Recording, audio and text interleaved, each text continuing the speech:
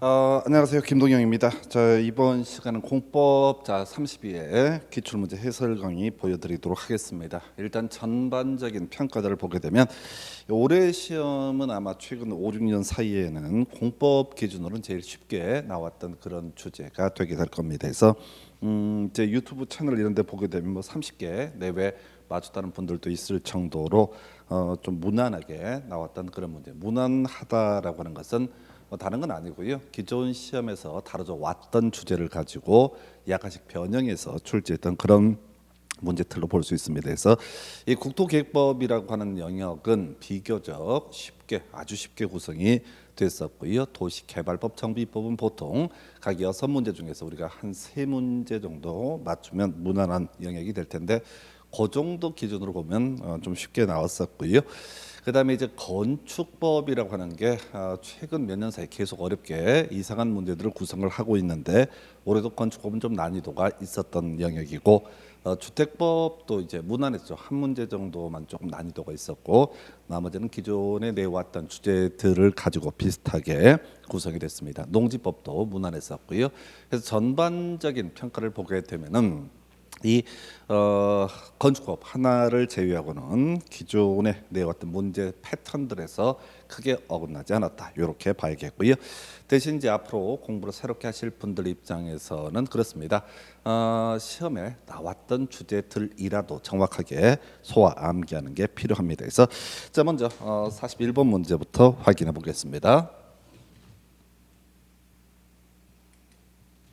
자, 41번 문제 국토계획법상 광역도시계획 관련해서 틀린 것을 고르시오라고 해서 자, 전통적으로 출제 영역이 되는 것은 광역계획권 지정이라고 해서 국토부 장관, 도지사 광역계획권 지정할 수 있다라는 쟁점하고요.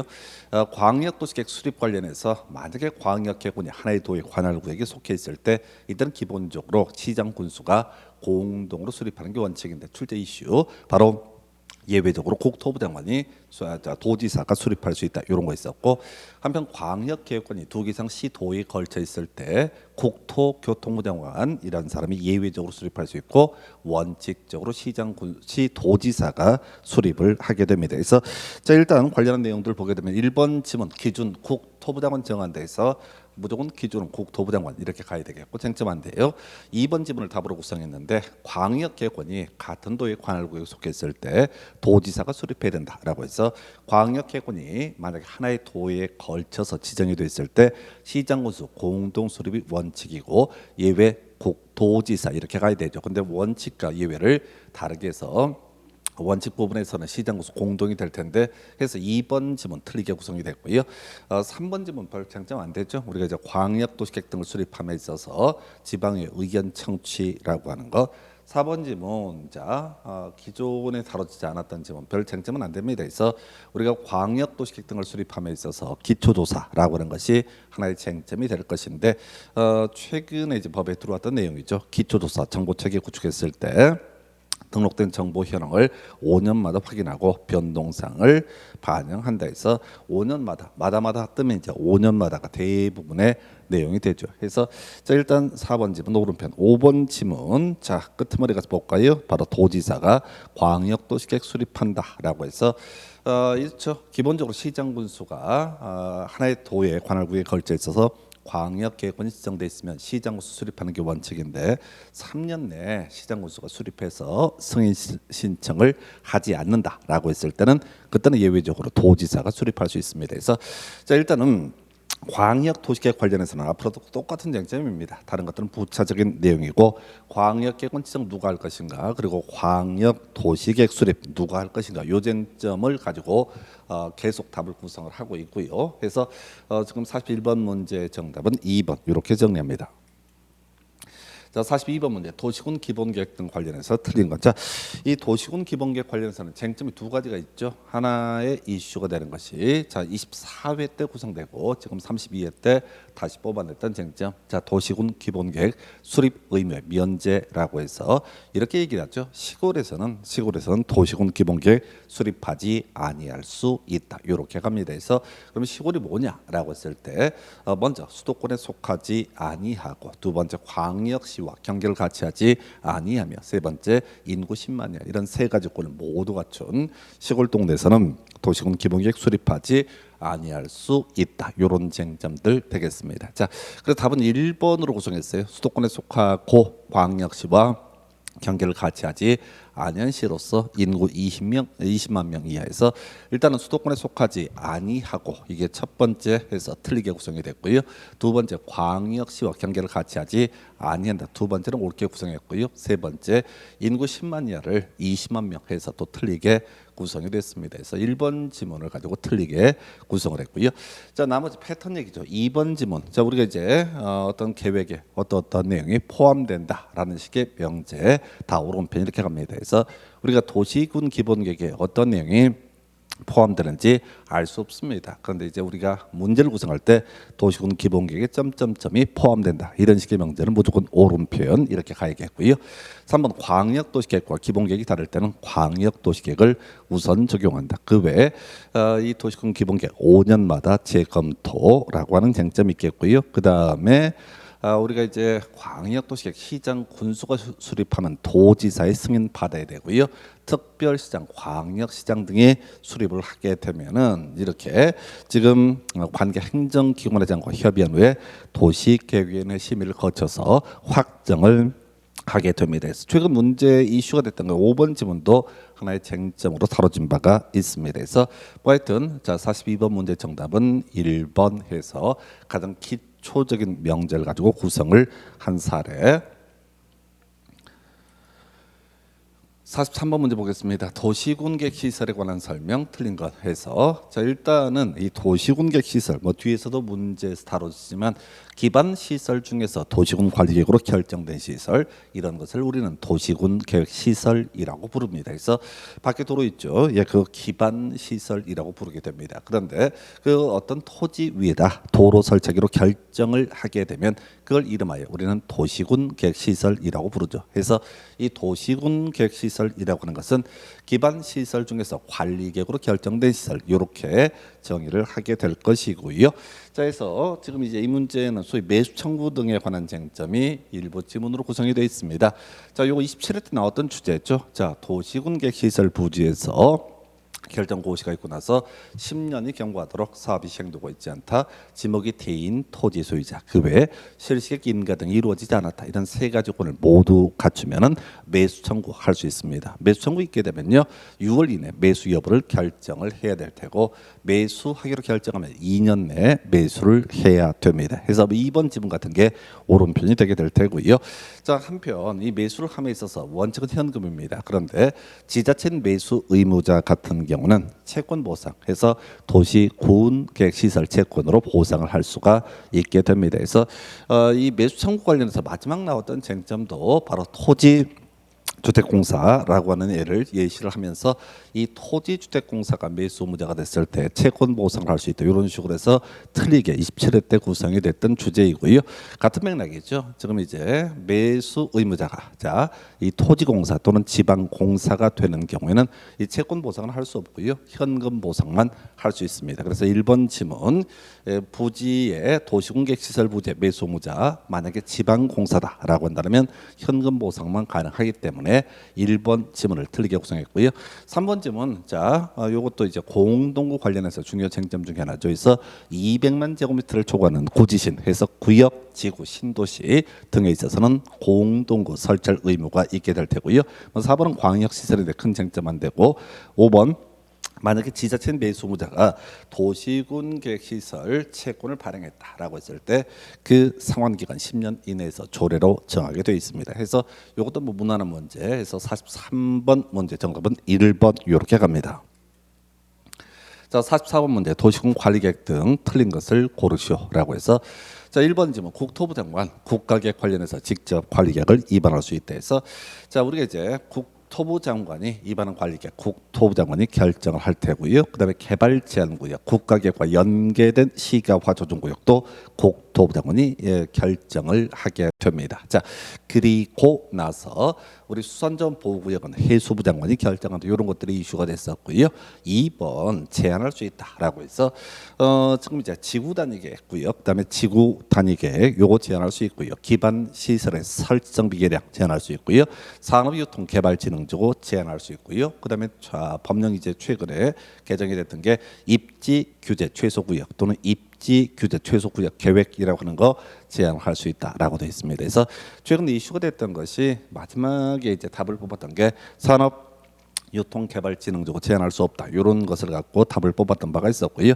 그 다음에 이제 3번 지문 끝머리 재취약성 분석을 하지 아니할 수 있다. 토지 적성 평가를 실시하지 아니할 수 있다. 이게 다음편 되겠습니다. 겁나게 경우의 수가 많습니다. 해서 이걸 개별적인 항목을 외워서 체크할 부분 아니고요. 답은 겁나 쉬웠네요. 해서 이 도시군 관리계획 결정 효력이라고 하는 거 지형 도면에 고시가 된 날부터 그 효력이 발생한다. 해서 4번 지문을 틀리게 구성이 됐네요. 다음 날 틀리게 구성됐고요.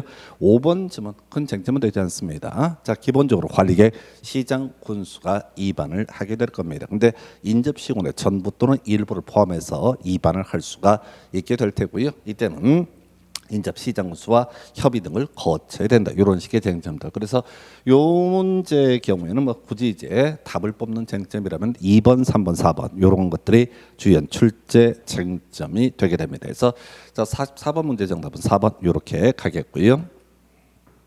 45번 문제 지구단 계획구역, 지구단 계획 등에 관한 설명 틀린 것에 대해서 자, 요거는 이제 답은 1번이 될 테고 답은 좀 어려웠어요. 그런데 나머지 지문들이 과거 시험에서 막 끊임없이 다뤄져 왔던 내용들입니다. 뒤에부터 한번 정리해 볼까요? 자, 지구단위 계획이라고 하는 거, 자, 기존의 용도 지역이라고 하는 것에서 파생되는 건폐율과 용적률, 용도 제한 뭐 이런 것 규제를 바꿔주기 위해서 일정한 영역을 설정하면 그걸 우리가 지구 단위 계획구역 그리고 그 위에다 어떻게 건폐율, 용적률, 용도전 혹은 높이 제한을 규제할 것인가라는 계획을 지구 단위 계획이라고 부르게 됩니다. 1번 큰 쟁점 안 되겠고요. 2번 자 우리 관리계획 결정에서 기본적으로 시, 도지사, 대도시 시장이 될 것인데 예외적으로 시장군수가 위반한 지구 단위 계획, 시장군수가 직접 결정한다. 뭐 답은 안 되는 지문 자주 나오고요. 4번 지문도 지겹게 나오는 주제. 뭐 지구 단위 계획구역, 지구 단위 계획 모두 관리 계획의 일종이 되기 때문에 이것을 결정하는 과정. 도시군 관리계획으로 결정을 하게 됩니다. 5번 지문이요. 끝머리 가야 되죠. 자, 지구단 계획구역 지정할 수 있다. 이게 이제 지구단 계획구역 반드시 지정을 해야 되는 경우와 지정할 수 있다라고 하는 거 이렇게 갔습니다. 그래서 정택 10년, 녹지 30만 해서 정비구역, 택지개발지구에서 사업이 끝난 후 10년이 경과된 지역, 녹지에서 주상공으로 변경되는 지역으로서 30만 이상인 지역, 여기는 이제 지정을 해야 되고요. 나머지는 무조건 다 지정할 수 있다 이렇게 갑니다. 그래서 관광단지가 뭔지 관광특화가 뭔지 우리 수험생들이 뭐 그 내용을 소화할 수는 없습니다. 그저 우리가 지정해야 된다가 아니라고 한다면 모두 지정할 수 있다 이렇게 그림을 잡게 되죠. 그래서 자 그래서 45번 문제 답은 1번 뽑아내게 되는데 논리 구조는 그렇습니다. 기본적으로 어떤 토지 위에 지구 단위 계획이 수립이 돼 있다라고 전제가 되게 되면 이 토지에서 건축물의 건축, 공작물의 설치 등 일정한 개발 행위를 하고자 하는 사람은 뭐에 맞춰야 된다? 지구 단위 계획에 맞춰서 개발 행위 해야 됩니다. 그런데 이 가설 건축물 등에 있어서는 소위 지구 단위 계획, 지구 단위 계획을 적용하지 않는다. 이런 논리 구조예요. 그래서 지금 이제 답을 1번으로 구성했는데 자, 이 문제는 일반 수험생 입장에서는 어떻게 1번을 알아서 푸는 게 아니라요. 2번, 3번, 4번, 5번이 기존에 쭉 다뤄져 왔던 주제이기 때문에 그런 관점에서 접근을 하면 좋겠습니다. 그래서 수험생 입장에 좀 부담스러울 수가 있는데 어찌됐든 나머지가 워낙 간단하기 때문에 답은 1번으로 구성을 합니다. 자, 46번 문제 공공시설의 귀속 등에 관한 설명. 자, 틀린 것을 고르시오라고 해서 이게 이제 그동안 사실 전면에 출제가 됐던 적은 없습니다. 그런데 문제를 구성할 때 항상 사이드로 구성해 왔던 주제. 그래서 지금 한 5년 사이에 한 2번인가 3번 이미 시험 지문에서 다뤄져 왔던 내용이고요. 이것도 그래요. 이 문장을 뭐 읽고 이렇게 해서는 여러분들이 알았던 것도 시험장에서 맞출 수가 없습니다. 그래서 자 이렇게 갑시다. 행정청 해서 행자를 따게 될 테고요. 그 다음에 뒤에 귀속이라고 해서 속자를 따볼까요? 그 다음에 자 비행정청, 행정청이 아닌 자라고 하는 거 비행정청을 의미하게 될 테고요. 요건 이제 양도의 문제로 넘어가게 됩니다. 그래서 자 공공시설이라고 하는 게 기반시설 중에서 일부를 묶어서 우리가 이걸 공공시설이라고 부르게 됩니다. 자 그런데 이 공공시설이라고 하는 것을 새롭게 설치를 했다라고 했을 때 새롭게 설치된 공공시설은 당연히 그 관리청의 귀속이 되게 됩니다. 그러면 이제 이런 새로운 공공시설의 설치와 관련해서 어떤 경우가 있다. 기존에 용도 폐지가 되거나 쓰지 않는 공공시설이 있다라고 한다면 만약에 이 사람이 허가를 받아서 이 공공시설을 설치한 자가 행정청이다라고 한다면 이 사람에게 당연히 무상으로 귀속되게 됩니다. 그래서 행정청의 시행자의 경우에는 종전의 공공시설이라는 것이 그 개발행위를 한 사람에게 귀속이 되게 될 것이고 행정청이 아닌 자가 공공시설을 설치했다라고 했을 때 종래의 공공시설이라고 하는 것은 이 개발 행위를 허가를 받은 자, 즉 행정청이 아닌 자에게 무상으로 양도할 수 있다라고 돼 있어요. 그래서 우리가 이제 요 문제가 이미 한번 답이 됐으니까 오늘 꼭 하나 외울 수 있는 것 중에 하나가 행정청일 때는 귀속이라고 하는 것이 이슈가 될 테고요. 그래서 행속 이렇게 가볼까요? 그 다음에 행정청이 아닌 자, 요거 줄여서 비행정청, 비자로 이제 말을 만들어내서 그러면 양도의 문제가 나오기 때문에 야도 이렇게 행속 비도 이런 식으로 이제 그림을 잡아주실 것. 요건 이제 제가 조금 설명을 드린 취지가 뭐냐면은 그동안 이걸 가지고 답을 구성했던 적은 없던 문제입니다. 그래서 오늘 기억하실 게 행속 비도라고 해서 행정청의 경우 자 종전의 공공시설 행정청이 새로운 공공시설을 설치했을 때 종전의 공공시설은 그 허가를 받은 자에게 귀속이 되게 될 테고 행정청이 아닌 자라고 전제를 깔게 되면 무상으로 양도할 수 있다. 이렇게 가게 됩니다. 자, 1번 질문요. 개발행위 허가를 받은 행정청이 기존에 공공시설에 대체되는 공공시설을 새롭게 설치했을 때 새로 설치된 공공시설은 그 시설을 관리할 관리청에 무상으로 귀속이 된다. 해서 만약에 이제 도로를 만들었다라고 한다면 도로관리청, 도로를 관리하는 행정청에게 무상으로 귀속이 될 때 이건 쟁점 안 되는 거예요. 그러면 이제 종전에 그 공공시설이라고 하는 것은 허가를 받았던 이 행정청에게 무상으로 귀속되게 됩니다. 그래서 행속 이렇게 되게 될 테고요. 그래서 지금 뭐야? 지금 4번 질문 한번 가볼까요? 개발행 허가를 받은 행정청이 기존의 공공시설에 대체되는 공공시설을 설치했을 때 종전의 공공시설은 그 행정청에게 무상으로 귀속된다. 그래서 원래 법조문이 1번하고 4번을 엮어서 가는 거죠. 1번, 4번을 묶어서. 그런데 우리가 이제 어차피 새롭게 만들어진 공공시설은 그 시행자가 행정청이든 비행정청이든 무조건 관리청에게 귀속이 되기 때문에 무상으로 귀속이 되기 때문에 논의할 실익이 없고요. 1번, 4번 묶어서 봐야 될 테고 3번 지문하고 이제 5번 지문을 비교해서 가서 봐야 될 텐데 자 행정청이 아닌 자가 이렇게 허가를 받았다. 그래서 새롭게 공공시설을 설치했다라고 하면 관리청에게 무상으로 귀속이 된다. 그런데 지금 이슈가 되는 것은 뭐라고요? 지금 종전에 공공시설 개발행 허가를 받은 자가 행정청이 아닌 경우 용도가 폐지되는 기존의 공공시설이라고 하는 것은 이 사람 바로 행정청이 아닌 자에게 무상으로 양도할 수 있다. 원래 이제 법조문이 길어요. 그래서 일단은 5번 지문을 틀리게 구성을 했습니다. 그래서 이 문제 같은 경우는 기존에 이 공공시설의 귀속에 관한 주제가 전면적으로 출제가 됐던 적은 없었는데 어찌됐든 이런 의미로 새겨야 되겠고 2번 같은 건 별 쟁점되지 않습니다. 그래서 자 일단은 다시 갑시다. 행정청이 허가를 받았다. 그러면 종전에 공공시설 그 허가를 받은 자에게 귀속되게 된다. 그러나 행정청이 아닌 자가 지금 새로운 공공시설을 설치했다라고 했을 때 이때는 뭐라고요? 그 행정층이 아닌 자에게 무상으로 양도할 수 있다. 이렇게 가게 됩니다. 그래서 행속 비도 이렇게 가시면 좋을 것 같아요. 그래서 46번 문제 정답은 5번 이렇게 정리합니다. 자, 47번 개발행위 개발행위에 따른 기반 시설의 설치 등에 관한 설명 옳은 것은 해서 이 문제 논의 쟁점이 되는 것은 뭐 다른 건 아니고요. 바로 개발 밀도 관리 구역과 기반 시설 부담 구역이라는 주제를 가지고 출제 쟁점을 삼아내게 됩니다. 그래서 이것도 그래요. 자, 문장 지문 자체가 조금 이제 경우에 따라서 좀 낯선 지문들이 있는 것도 수험생에 따라서 사실일 겁니다. 근데 답이 되는 건 겁나 간단하죠. 그래서 일단은 1번 지문은요. 그렇게 중요한 건 아닌데 출제 빈도는 없죠. 그래서 개발 밀도 관리 구역이라고 하는 거 지정할 때 변경할 때 도시계획위원회 심의를 거쳐야 됩니다. 근데 요거 나오기 전에 이제 출제 이슈가 됐던 것이 이런 개발밀도 관리구역을 지정함에 있어서 주민의 의견을 듣는 절차는 없다라고 하는 거. 그리고 이제 답은 4번부터 가볼까요? 개발밀도 관리구역 지정되면요, 자, 그 토지에 적용되는 용적률의 50% 범주에서 용적률 강화 적용 이렇게 돼 있습니다. 그래서 자, 4번 질문 간단했었고요. 2번 질문 우리가 기반시설 부담구역 지정되면 설치계획 1년 내 수립해야 되고 1년 내 설치계획 수립되지 않게 되면 1년이 된 날에 다음 날에 효력을 잃는다. 이렇게 해서 숫자 틀리게 뽑아냈었고요.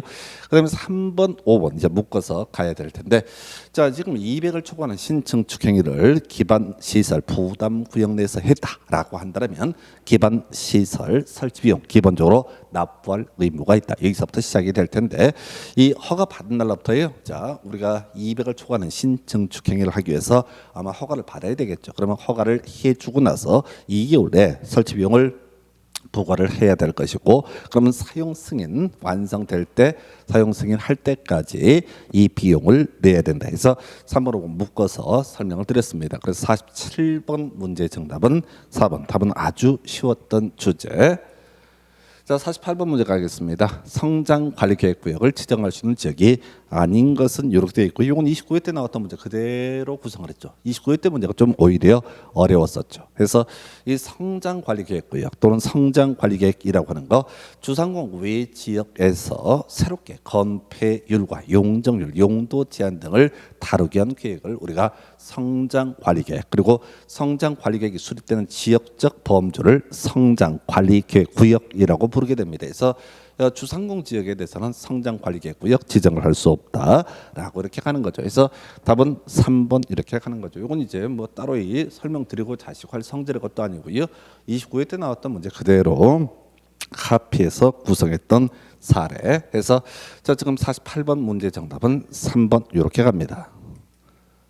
자, 49번 문제 시가화 조정구역 옳은 것을 고르시오라고 해서, 자, 우리가 이제 시가화 조정구역 관련해서 사실은 이제 우리 18회 시험에서 요 관련한 주제가 한번 이슈가 됐었고요. 그 다음에 요즘에 거의 잘 안 나왔었죠. 용도구역 중에서는 입지 규제 최소구역 또는 입지 규제 최소구역 계획 정도 구성했고, 보통 용도구역은 전체를 묶어서 한 문제 구성하는 영역이었었습니다. 이게 18회 시험이니까 벌써 한 14, 15년 전에 구성이 됐던 주제인데, 물론 이제 수험생 입장에서는 시가화 조정 구역 관련해서 가장 기본이 되는 명제는 알고 있어야 되죠. 그래서 여기서 이제 나온 건 별개 문제로, 시가화 조정 구역에서 가장 중요한 쟁점은 국가계획과 연계된 시가화 조정 구역이라는 것은 국토부 장관이 결정한다. 이게 이제 출제 이슈의 쟁점이 됐었고요. 자, 1번 지문 시가화 조정 구역 무질서 시가화 방지, 끝머리 보니까 도시군 기본 계획으로, 그다음에 시도지사가 뭐 이런 표현 나와 있죠. 그래서 뭐 시도지사까지는 뭐 그럴 수 있다죠. 그래서 이건 해석의 문제가 여지가 있기 때문에. 근데 이제 이 시가화 조정구역 이런 것은 용도구역, 도시군 관리계획이기 때문에 도시군 관리계획으로 결정을 하게 됩니다. 답은 겁나 쉬웠었죠. 그래서 우리가 시가화 조정구역 무질서한 시가지역 확산을 방지하기 위해서 묶어두는 게 시가화 조정구역이라는 개념이 되게 될 테고, 이 시가화 조정 구역이 지정되게 되면은 최소 5년에서 최대 20년까지의 기간, 요 기간만 묶어둘 수 있습니다. 이걸 이제 묶어두는 기간을 우리는 시가화 유보 기간이라고 부르게 될 테고요. 그래서 2번 질문을 옳게 구성했습니다. 자, 그다음에 3번 질문 요거 이제 앞으로 쟁점이 될 것 중에 하나죠. 그래서 자 시가화 유보 기간이 끝나게 되면 시가화 유보 기간이 끝난 날의 다음 날부터 효력을 잃게 될 테고요. 예. 그러면 이제 이렇게 효력이 잃게 된 다음에 국토부 장관 시도지사가 이 사실을 외부에 고시하도록 합니다. 그래서 4번 5번 얘기는 사실 거의 의미 없습니다. 우리가 이제 공부하실 때 시가화 조정구역 안에서 개발 행위 허가의 범주라고 하는 것을 가지고 쟁점을 삼아내게 되는데 큰 이슈 안 돼요. 그래서 얘는 2번이 맞으니까 4번 5번은 틀린 겁니다. 요걸 가지고 이제 기출 공부할 때 잘못 공부하는 방법 중에 하나가 요 토시 하나를 다 체크를 해가면서 그렇게 하시면 안 됩니다. 이게 이제 이 공인중개사 시험이라고 하는 게 우리 6개 과목입니다. 양들이 겁나 많습니다. 여러분들이 이제 합격을 하시려면 점수가 나와야 되고 점수가 나오려면 최선을 다해서 뭐 그런 거 안 돼요. 그래서 최선 다해서 될 것 같으면은 거의 다 최선을 다합니다. 그럼 다 붙어야 되거든요. 아니야. 그럼 이제 지혜롭게 공부를 하셔야 됩니다. 어떻게 해야 된다고요? 답이 되는 주제를 외우셔야 돼. 답이 되는 주제를. 자, 그래서 4번 지문 같은 경우는요. 주민 요청 틀렸고요. 자, 관계 중앙 행정기관의 요청이고요. 시도지사 틀렸고요. 국토부 장관이고요. 이런 고칠 필요 없습니다. 어차피 손 못 댈지만 4번 5번은 어차피 우리가 의미를 뭐 법조문을 외워서 풀 수 있는 영역은 아닙니다. 그래서 하여튼 간단한 문제 49번 문제 정답은 2번 이렇게 정리합니다. 자, 50번 문제예요. 자, 도시군객 시설 사업 등에 관한 설명 틀린 것은 해서 1번 도시군객 시설은 도시군 기반 시설 중에서 도시군 관리객으로 결정된 시설에서 옳은 표현. 뭐 큰 쟁점 안 되겠고요. 자, 이 문제는 2번을 답으로 구성했는데 좀 특이했죠. 왜냐하면 그동안 시험 문제 대부분은 이 도시군객 시설 사업의 시행자 관련해서 토지공사, 지방공사를 주로 예시를 하면서 원래 이제 행정청의 시행자가 있을 테고 행정청이 아닌 시행자가 있게 될 텐데 이 행정청인 시행자라는 주제를 가지고 답을 구성했고 그동안 전통적으로 출제가 되어 왔던 영역은 행정청이 아닌 시행자. 그래서 원래 행정청이 아닌 시행자가 사업 시행자로 지정을 받기 위해서는 면적 3분의 2 이상 소유하고 총수 2분의 1 이상의 동의를 받아야 한다. 요거 이제 도시개발법 할 때 오늘 지문 하나 보시게 될 텐데 뭐 그런 게 있었는데 여기서는 이제 그것은 아니고 결국은 토지공사, 지방공사 동의 없이 시행자로 지정을 받을 수 있다. 이게 출제 이슈가 됐어요. 그래서 이 3번 지문이 그동안 전통적인 출제 영역이었었고요. 여기서는 이제 행정청의 시행자를 가지고 구성을 하게 됩니다. 그래서 이 도시군객시설 사업 시행자 기본적으로 시장 군수 등 이렇게 가게 되죠. 근데 이제 그 원칙 특별시장, 광역시장, 시장 군수 등이 시행자가 된다. 이런 원칙은 시험 문제 낼 수 없습니다. 예외적인 파트가 되겠죠. 그래서 만약에 지금 이제 하나의 시 또는 군에 있어서 하나의 시장 또는 군수가 시행자가 된다. 이런 원칙 하에서 이게 이제 이 도시군객 시설이 둘 이상의 시군 등에 걸쳐 있다. 그러면 원칙적으로 협의에 의해서 지정된 자, 그 시장 구성 안에 협의에 의해서 지정된 자, 그 사람이 시행자가 되게 된다. 자, 근데 한 걸음 더 들어가서 지금 협의가 이루어지지 않는다라고 했을 때 이때는 지금 이제 만약에 같은 도다 그러면 도지사가 지정한 자가 시행자가 될 테고 두 개 이상 시도에 걸쳐 있다라고 한다면 국토부 장관이 지정한 자가 시행자가 되게 됩니다. 그래서 지금 같은 도라고 했을 때 국토부 장관이 지정한 자 아니죠. 그래서 바로 도지사가 시행자를 정하게 된다라고 해서 2번 지문을 틀리게 뽑았었고요. 4번 지문 끄트머리 패턴 보셔야 되죠. 포함돼야 된다 해서 뭐 그러거나 말거나 우리가 이제 어떤 실시계에 포함될 내용들 다 못 외우십니다. 자, 우리 앞에서 기본계획 할 때도 점점점 포함된다. 그럼 뭐 그런가 보다 하고 넘기셔야 될 주제. 그래서 4번 지문은 답이 되지 않는 주제. 5번 지문이요. 자, 지금 도시군 계획시설 사업 실시계획 인가 내용과 다르게 도시군 계획시설 사업을 해서 만약에 이 토지 원상 회복 명령을 했다라고 한다면 해야 될 텐데 안 하게 되면 공무원들 가서 때려부시는 거 행정 대집행에 따라서 원상 회복을 할 수가 있다. 이런 식의 이제 구조로 가게 됩니다. 쟁점 안 돼요. 자, 그래서 이 문제 같은 경우는 2번, 3번 요 두 개 쟁점을 가지고 끊임없이 다뤄질 주제. 요 정도까지 했어요. 50번 문제 정답은 2번 이렇게 정리합니다. 자, 51번 문제 기반 시설의 종류와 해당 시설의 연결이 자 틀린 것은 이렇게 되어 있죠. 그래서 요런 것도 틀리면 안 되죠. 우리가 이제 기반 시설의 종류가 약 55종입니다. 약 55종이라고 하는 얘기는 뭐 다른 게 아니라 계속 바뀌어요. 그래서 개수가 왔다 갔다 합니다. 그리고 중간에 중점이 찍혀 있어가지고 이게 어디까지가 끊어서 읽어야 되는지 감도 없습니다. 자, 우리 이제 국토기획법이라고 하는 법에서는요, 이 약 55종의 기반 시설이라고 하는 것을 7개 그룹으로 분류를 하게 됩니다. 그래서 7개 그룹의 뭐 순서가 뭐 교통시설, 공간시설, 유통공급시설 뭐 이런 순서로 쭉 가다 보면 제일 마지막이 환경기초시설, 그다음에 밑에서 두 번째, 여섯 번째 그룹이 보건위생시설 이렇게 가게 됩니다. 그래서 요걸 이제 그 외우실 때 말이죠. 지금까지 문제를 풀어가는 방식은 딱 한 가지밖에 없습니다. 자, 무조건 여섯 번째가 일곱 번째를 외우시는 거예요. 자, 우리 바로 이 문제는 일곱 번째 그룹은 자, 하수 폐폐빛이라고 하는 게 있습니다. 그래서 하수도 수질 오염 방지 시설, 폐기물 처리 및 재활용 시설, 폐차장, 그리고 마지막이 빗물의 저장 이용 시설, 이렇게 해서 하수 폐폐빛 이렇게 요 정도 5개인가요?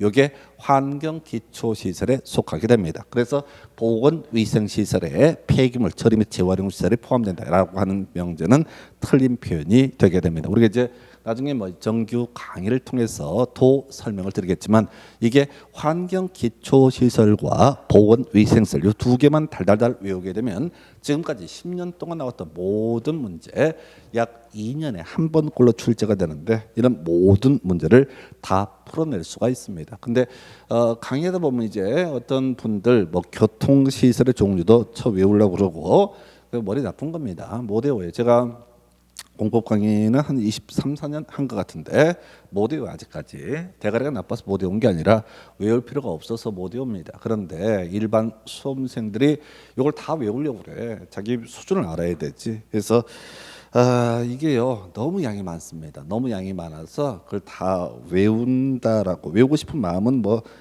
자유의지겠지만은 현실적으로 불가능합니다. 그래서 어떻게 해야 된다고요? 예, 그냥 환경 기초시설과 보건위생시설만 주구장창 외울 거. 자, 출제 의도를 볼게요. 우리가 기반시설의 분류라고 하는 영역이 법조문에 나와 있습니다. 55종을 7개 그룹으로 분류를 하고 있어요. 그러면 이제 출제위원 입장에서 생각하는 거야.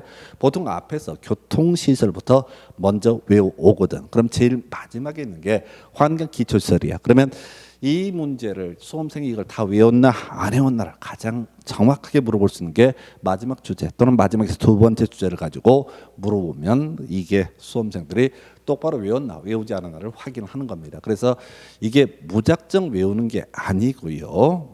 물론 뒤에 건필 용적률 이런 문제는 단순 암기 영역인데 이렇게 지금 이제 기반설의 분류 이런 영역에서는 무작정 외우는 게 아니라 이렇게 루틴대로 가셔야 됩니다. 그래서 제가 한 20몇 년치 기출 문제, 특히 요 근래 한 8년, 9년치 기출 문제를 끊임없이 분석하고 쪼개보고 있는데 결국은 그런 것 같아요. 우리가 이제 합격하는데 뭐 60점 또는 70점, 넉넉히 70점이라 쳤을 때 기존에 한 7, 8년, 8, 9년의 기출 문제 암기하시면 다 풀 수 있습니다. 그런데 수험생들 기출 보시라라고 얘기하면 한 두 번 풀어보고 나서 다 풀었다고 생각하시는데 그거 아니고요.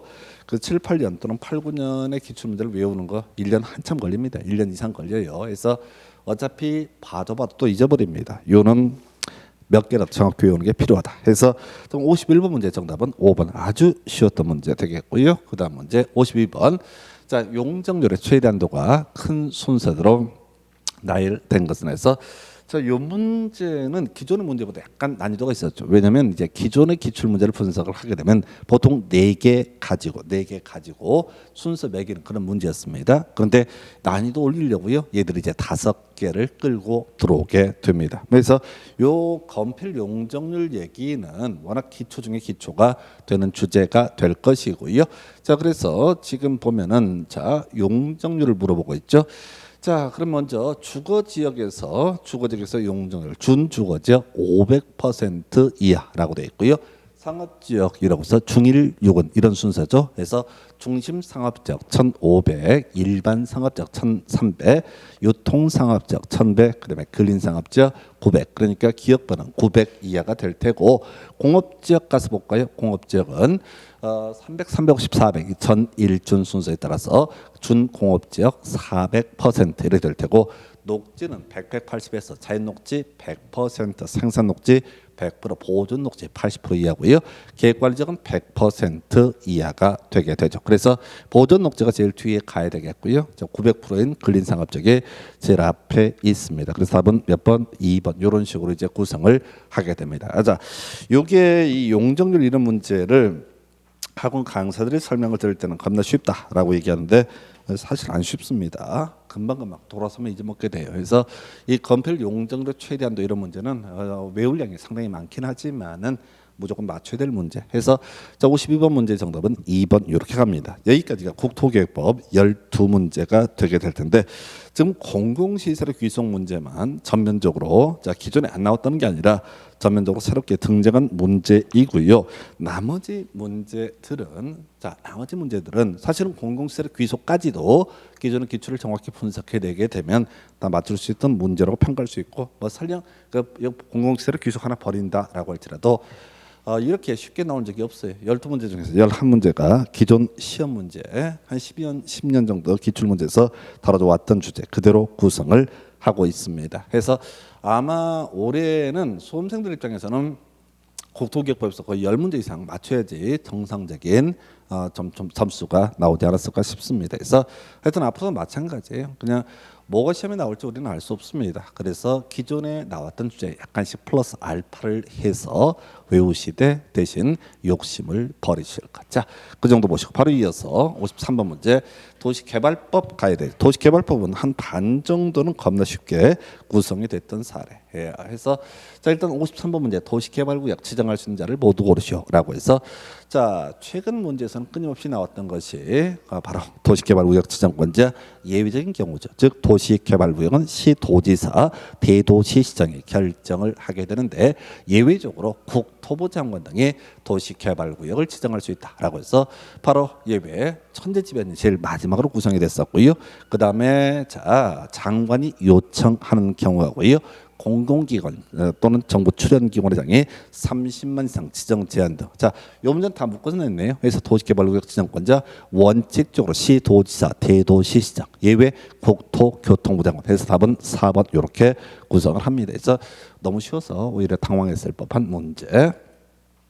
자, 54번 문제. 자, 수용 사용 방식에 따른 사업 시행 옳은 것을 고르시오라고 해서 일단 1번 지문이 좀 어렵게 나왔죠. 어렵다. 근데 이제 여러분들은 그런 거 씁니다. 시험 보실 때를 기준으로 보게 되면 자, 1번 지문 막혔을 때 과감히 넘어가셔야 됩니다. 그래서 일단은 이 시행 방식의 변경 이 지문과는 무관하게 환지 방식으로 변경할 수 있습니다. 환지 방식으로. 그래서 우리가 도시 개발 사업 시행 방식이 수용 방식이다. 그다음에 환지 방식이다. 혼용 방식이다라고 되어 있는데 예, 수용 방식이다가 환지 방식으로 변경할 수 있고요. 혼용 방식이다가 환지 방식으로 변경할 수 있습니다. 그래서 요 얘기는 이제 수용 방식으로 변경할 수 있다라고 해서 1번은 틀리게 구성을 했고요. 2번 지문 좀 어렵죠. 우리가 이제 도시개발 사업에 있어서 시행자, 공공시행자와 민간시행자로 대비해 봤을 때 공공시행자 믿을 수 있다라고 하는 사람, 이 사람은 예 아무런 요건 없이 토지 등을 수용 사용할 수 있습니다. 그런데 민간시행자, 바로 대표적으로 토지 소유자 시행자가 이 수용 등을 하기 위해서는 면적 3분의 2 이상 소유하고 총수 2분의 1 이상의 동의를 받아야 한다. 근데 이제 정부 출연기관이라고 하는 것은 공공시행자의 일종이기 때문에 이런 동의 등을 요하지 않습니다. 그 다음에 이제 도시개발 사업을 시행하는 공공기관 토지 상환채권 발행할 수 없다라고 되어 있네요. 그래서 자, 이 토지 상환채권은 수용 보상금을 현금으로 주지 않고 앞으로 도시 개발 사업을 통해서 조성된 토지 건물로 배분해 주는 방식을 우리가 토지 상환 채권이라고 부릅니다. 그래서 이것도 역시 그동안 문제 쟁점은 공공시행자, 국가, 지자체, 공공기관, 정부 출연기관, 지방공사 이런 애들은 동자 보증 같은 거 받을 필요 없이 더 이 토지 상환 채권 발행할 수 있었고요. 이에 대응해서 지금 이제 믿을 수 없는 시행자, 토지 소유자 시행자 같은 경우는 토지 상환 채권을 발행하기 위해서 금융기관의 지급 보증 등을 받아야 한다. 이런 식의 내용이 이슈였는데 하여튼 3번 지문 틀리게 구성됐고요. 4번 지문 자 원형지 매각할 수 있다라고 하는 거. 자 이렇습니다. 우리가 이제 원형지 완성이 되지 아니한 토지라는 개념을 갖고 있는 게 원형지. 자 일단 원형지 면적은 전체 도시개발구역 면적의 3분의 1 이내로 한다. 이런 게 하나의 이슈가 될 테고 원형지 공급하기가 겁나 싸다라고 해서 개발 계획이 반영된 감정가에다가 일정한 공사비를 더한 금액 이런 게 이슈. 그다음 마지막 쟁점이 자 원형지 매각할 수 있을 것이냐 없을 것이냐라고 했을 때 예, 믿을 수 있는 사람들은 소위 이제 일정한 요건에서 매각할 수 있습니다. 그래서 국가 지자체인 시행자 같은 경우 아무 제한 없이 매각할 수 있고요. 이렇게 자 지방공사 같은 애들 일정한 요건을 충족하면 매각할 수 있다. 근데 이 일정한 요건 뭐 5년 또 10년짜리 두 개가 나오는데 그게 이슈가 되지는 않고요. 바로 매각할 수 있다 없다라는 것이 쟁점. 5번 질문 어려웠었죠. 말이 안 되기 때문에. 자 우리가 이제 공공택지라고 하는 것, 조성토지가 공공택지가 된다라고 하면은 이 조성토지 공급함에 있어서 택지와 공장용지라고 하는 것은 예, 추첨의 방식으로 분양할 수 있다 이렇게 돼 있는데 5번 지문 되게 까다로웠던 지문 왜 말 자체가 되지 않기 때문에 해서 지금 54번 문제 정답은 4번 이렇게 갈 테고요. 세 가지 쟁점 중에 하나를 가지고 역시 전통적으로 다뤄왔던 내용. 다만 지문 길이 때문에 특히 1번 지문에 좀 낯선 지문이 들어서서 수험생들이 좀 부담스러웠을 그런 문제로 보여집니다. 그래서 54번 문제 정답은 4번. 자 55번 문제. 자 환지 방식에 따른 사업 시행 틀린 것. 자 이건 내용이 어렵다기보다는 그동안 한 번 너무 유치해서 시험 문제 구성하지 않았던 영역을 구성을 했어요. 아마 출제위원 입장에서는 좀 쉽게 내주려고 몸부림을 쳤던 그런 쟁점이 되겠습니다. 그런데 오히려 수험생 입장에서는 이런 게 어렵죠. 너무 과잉 친절이에요. 그래서 1번 지문 자 끝머리 가서 볼까요? 포함되어야 된다. 오늘 3번 나왔나요? 그래서 자 내용 몰라요 우리가 지금 이제 이측 환지 방식에 있어서 환지객에 뭐가 포함이 되는지 알 게 뭡니까? 근데 문제를 풀어갈 때 공법에 있어서 지문 속에서 점점점은 포함된다. 그럼 그런가 보다 이렇게 가는 거라고 그랬어. 그래서 1번 지문 오른편. 2번 지문 자 시행자 토지 면적의 규모를 조정한 특별한 필요가 있으면 면적이 넓은 토지 면적을 줄여서 환지를 정할 수 있고요. 환지 대상을 제외할 수 있다. 이게 틀렸다는 거지. 유책이 뽑았어. 자 만약에 환지계획 땅을 나눠주는 계획을 수립함에 있어서 땅이 넓다라고 하면 경우에 따라서 면적을 줄여서 환지를 정할 수 있습니다. 이걸 우리가 감환지 이런 용어를 쓰게 될 텐데 문제는 자 기존 면적이 작은 토지 이 토지에 대해서는 뭐라고요? 자 환지 대상에서 제외할 수 있습니다. 그러나 이렇게 큰 토지에 대해서 환지 대상에서 제외할 수는 없게 됩니다. 그래서 2번 지문을 틀리게 구성이 되는데 상당히 이제 까다로웠던 그런 주제가 될 테고 3번 지문 제일 어려운 주제입니다. 그래서 환지의 지정 제한 신경 쓰지 마시고 4번 5번도 큰 쟁점 되지 않습니다. 자 이런 것들은 그런 거예요. 그동안 시험 지문에서 한 번도 다뤄지지 않았던 주제입니다. 그래서 요는 기존에 뭐 2번 지문 같은 경우 하나만 그나마 사이드로 구성해 왔던 그런 주제였었고요. 3번, 4번, 5번 지문들은 별 큰 의미 없습니다. 그 다음에 1번 지문 포함된다라고 하는 거 패턴을 잡아내실 것. 그래서 답은 2번 이렇게 갑니다.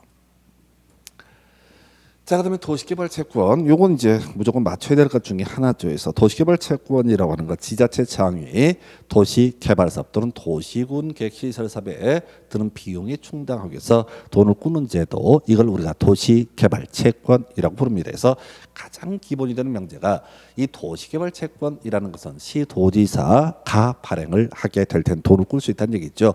자, 근데 이 시도지사라고 하는 사람, 시도지사라고 하는 사람이 행안부 장관, 국토부 장관 아니고요. 자, 행안부 장관의 승인 등을 받아서 어떻다 이 도시개발채권이라고 하는 것을 발행을 하게 됩니다. 그래서 이게 이제 지자체에서 돈 빚지는 문제이기 때문에 지자체의 재정과 관련해서 이걸 통제하는 것은 행안부 장관이 되게 됩니다. 그래서 자, 기재부 장관은 자, 여러분들이 공부하는 공인중개사 6개 과목 어디에서도 구성이 되지 않습니다. 자, 기재부령이라는 게 아마 세법 영역에서 한두 번 구성이 될 거예요. 그거는 별개의 문제로 기재부 장관이라고 하는 것은 있을 수가 없습니다. 그래서 일단 1번 지문요. 토정지 변경 허가를 받았을 때 이 도시개발채권을 매입을 해야 되는데 이외에도 많습니다. 1번 지문은 쟁점이 되지 않습니다. 이 도시개발채권의 이율 등은 행안부 장관에서 기재부 장관에서 틀리게 구성이 됐고요. 자, 그다음에 기재부 장관에서 틀렸죠. 행안부 장관 이렇게 가야 됩니다.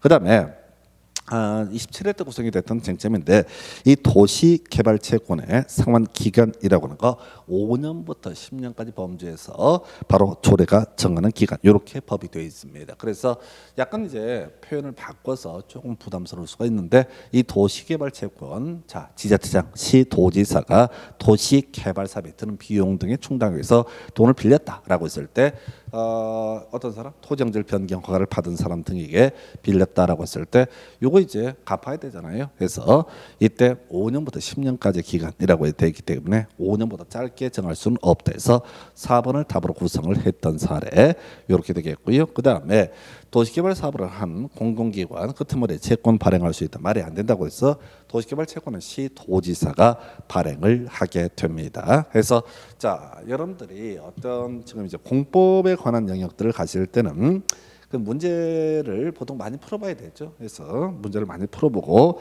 다 개소리입니다. 문제를 뭘 많이 풀어봐요. 그래서 뭐 아는 게 뭐 있다고 이게 다른 과목 대비 공법은 양이 어마무시하게 방대합니다. 그래서 이 문제 이렇게 이제 공부를 해가는 방법 자체가 달라져야 돼요. 읽어서는 절대 못 풉니다. 읽어서는 절대 못 풀고요.